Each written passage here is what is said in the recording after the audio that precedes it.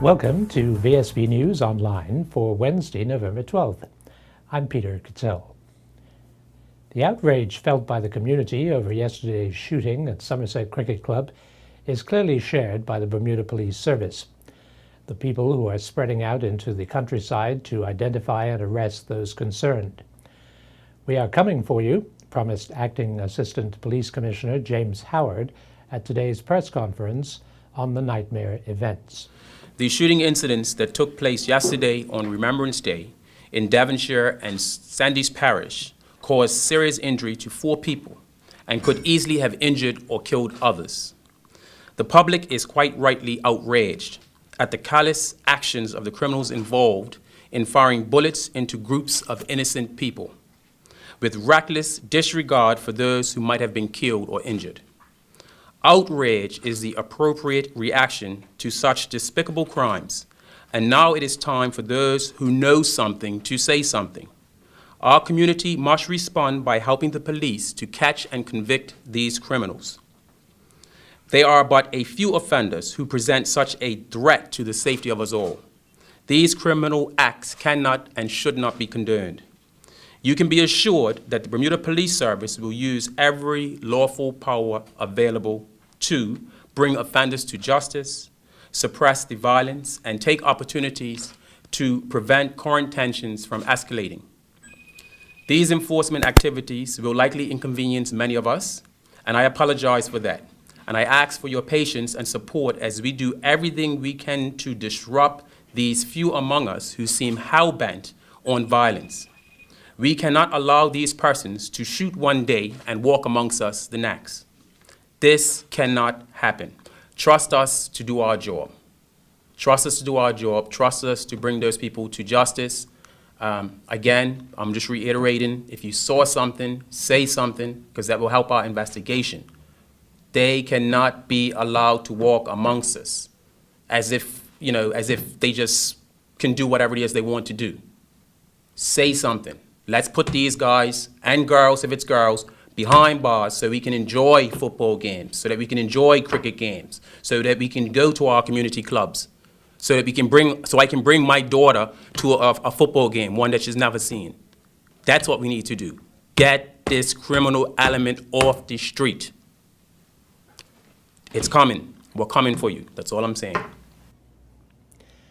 Acting Detective Chief Inspector Dave Greenwich conceded that there were CCTV cameras in the vicinity of both locations, but he stressed that there was more to pinning a crime on a person than having access to video footage. Once you have a certain segment of this community, the criminal segment of this community that are hell-bent on antisocial behavior, what a camera will do is probably record what they've done.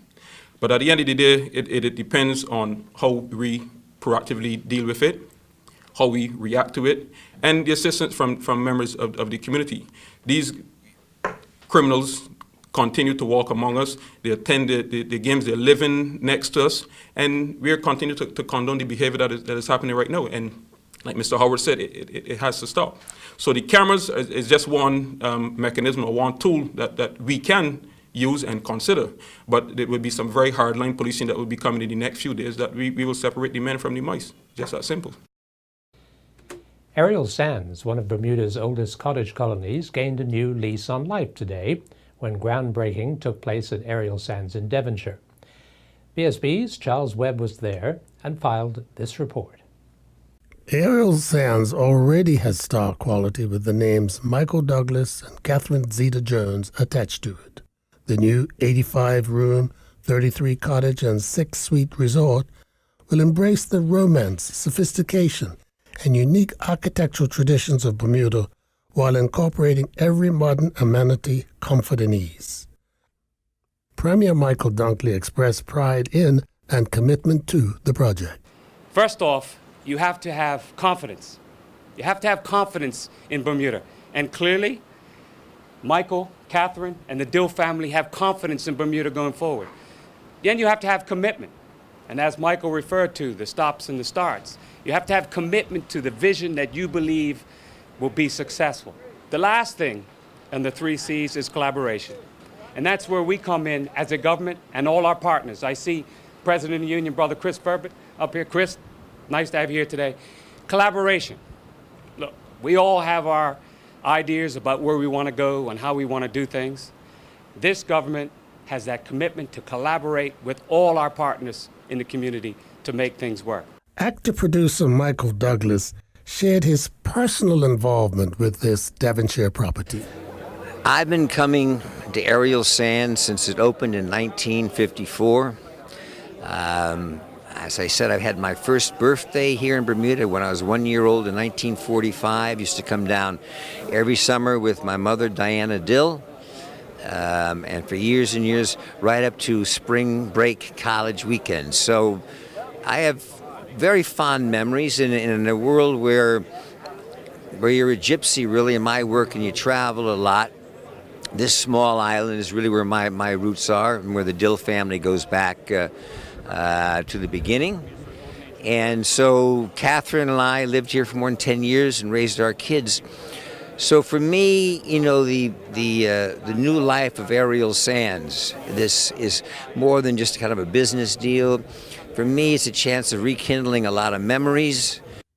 Douglas's business partner, New York developer Seth Weinstein, shared his professional involvement in the property, which is scheduled to open in 2017. When Michael asked me to partner up with him to rebuild Ariel Sands into something very special again, I jumped at the opportunity. Now let me ask you this. Is there a star level connected with this new property yet? 4-star, 5-star, 6-star? Well, we count in 10, so from my perspective, it's a 10-star project. But what we want to do is create an environment of casual elegance that's consistent with Ariel Sands as a cottage colony. So we're going to build 33 small cottages and a large clubhouse at the top of the hill with a beautiful beach bar and an exciting environment down by the water. And in those buildings, we'll have 85 hotel keys, and so we expect to be enormously successful, both with Bermudians and with tourists. For VSB News, I'm Charles Webb.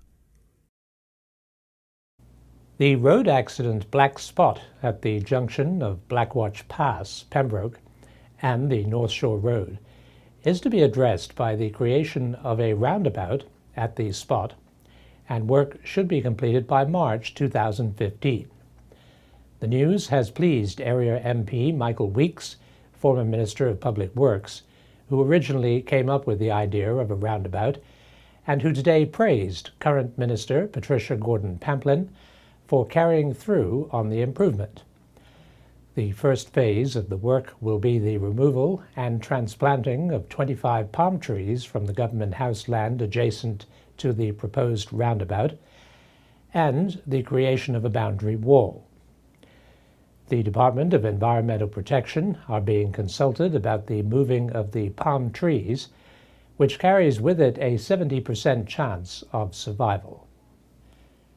As the many friends and admirers of local vet Dr. Neil Burney mourn his sudden and tragic passing in the waters off Horseshoe Bay on Tuesday, impresario Tony Brannan recalls the day in 2011 he walked into a recording studio with a ditty he had composed about the need to save the tiger shark.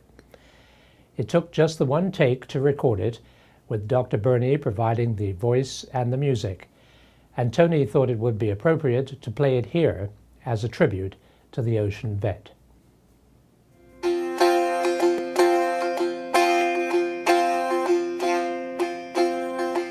Oh, the whales and sharks of the ocean, they seem to call to me. Though my body is here high on the dry land, my soul is deep in the sea.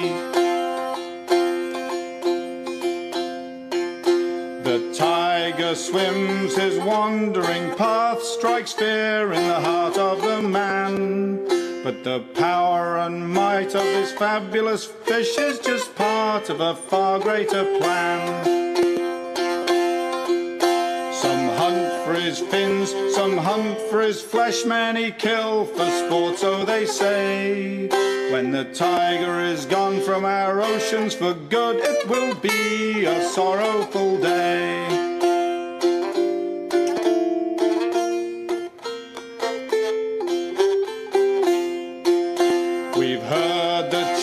let's save the whale, but it's time to set a new mark.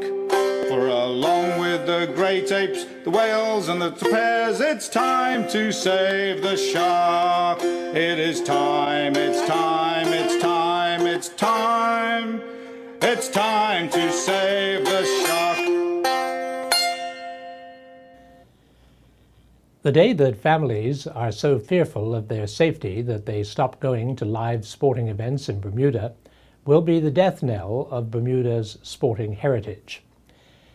This was the warning issued today by Minister of Youth and Sports Wayne Scott, who was at the National Stadium on Tuesday when shots rang out.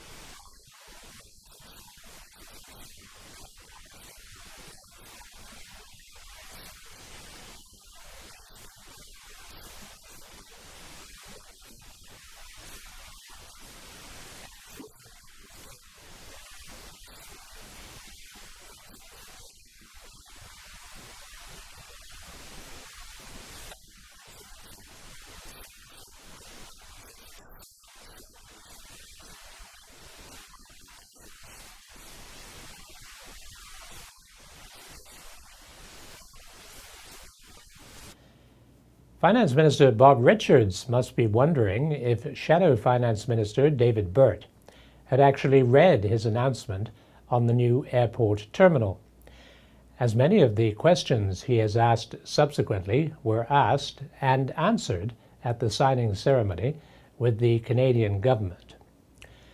For instance, how the project can be designed to provide local firms and their employees with a share of the work. CCC will select a Canadian developer from its already pre-selected stable of Canadian firms. This company will enter into a contract and concession agreement with the Bermuda Airport Authority to develop and manage the project. Title to the airport and adjacent property will remain in government hands. This will be the core of our unique P3 arrangement. This company will maximize local employment by way of subcontracting opportunities in the selection of contracting firms to actually carry out the work on the ground.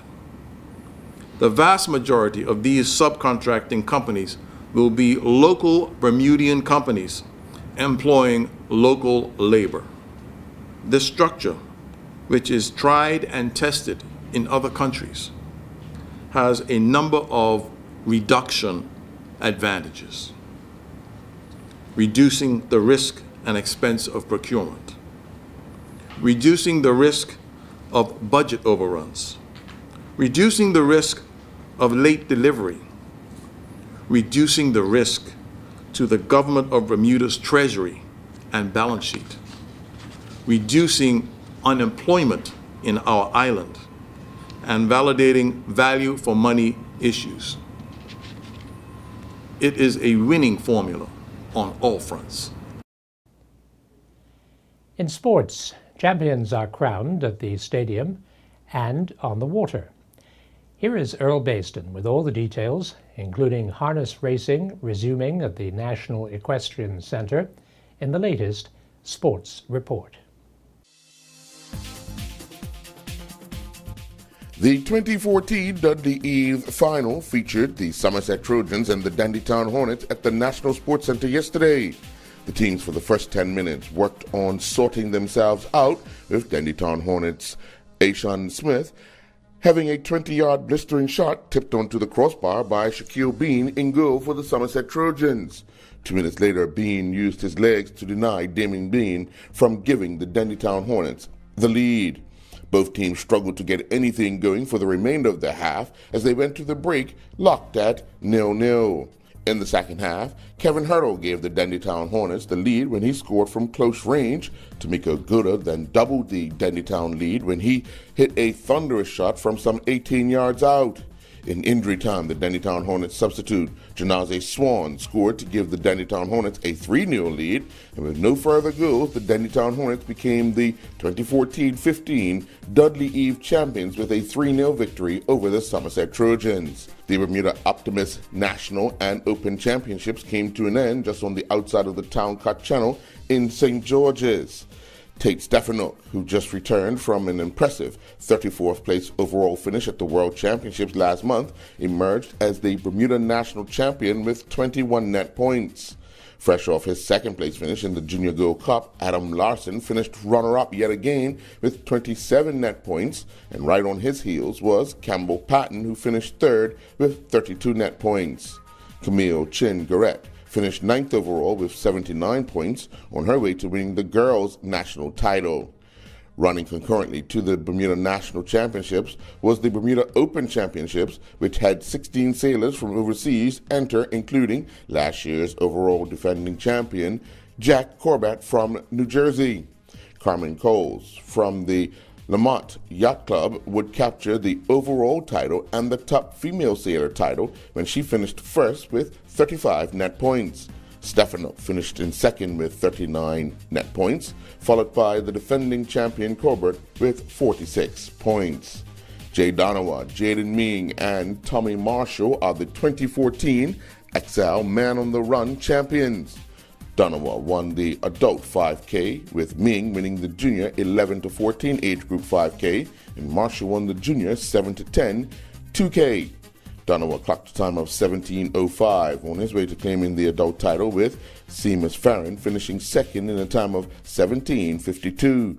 Christopher Harris finished third with a time of 18:02. Ming crossed the line in a time of 18:12 on his way to winning the junior 11 to 12 age group. Ryan Otterbridge finished second with a time of 19:21, and Nicholas Program finished third in a time of 21:21. During the junior 7 to 10-year-old age group 2K race, Marshall crossed the line in a time of 9:34, with Kristen Lugo finishing second, clocking 10:26. Lewis Hammond finished third with a time of 11:43. The 2014-15 harness pony racing season resumed at the National Equestrian Center on Visa Street yesterday. David Burrows in the bike of GV Special Dream won Heat 2, the 106-1 to 107-1 time bar class, clocking a time of 109 flat. Rio Ladylike and Dylan De Silva finished in second, clocking a time of 109-3, and Mr. Indiana with Carista Rebane in the bike finished third in a time of 110 flat. In the 107-2 to 108-2 time bar class, DC's Skyway Majestic finished first with a time of 109 flat, with Carista Rebane in the bike. Final Notice with Stephen Cardoza in the bike finished second in a time of 109-3, and Past the Pole with David Lopes finished third, clocking a time of 109-4. Andy Stoneham in the bike of Custard the Dragon won Heat 5, the 108-3 to 110-3 time bar class, crossing the line in a time of 108 flat. Christian Chewin and Shady's Liberty finished second in a time of 109 flat, and Arthur Hertz and Colonel's J finished third in a time of 113-4. Nikki Butterfield returned to triathlon racing with an excellent podium finish at the Asia Pacific Ironman 70.3 in Australia. In a closely contested race, Butterfield completed the course in a time of 4 hours, 3 minutes, and 49 seconds. The winner was Australia's Annabelle Luxford, who clocked 4 hours, 2 minutes, and 20 seconds. Tyler Butterfield also competed, but unfortunately a calf issue from an earlier treadmill session caught up with him on the run, resulting in him having to stop. I'm Earl Basden reporting for VSB Sports.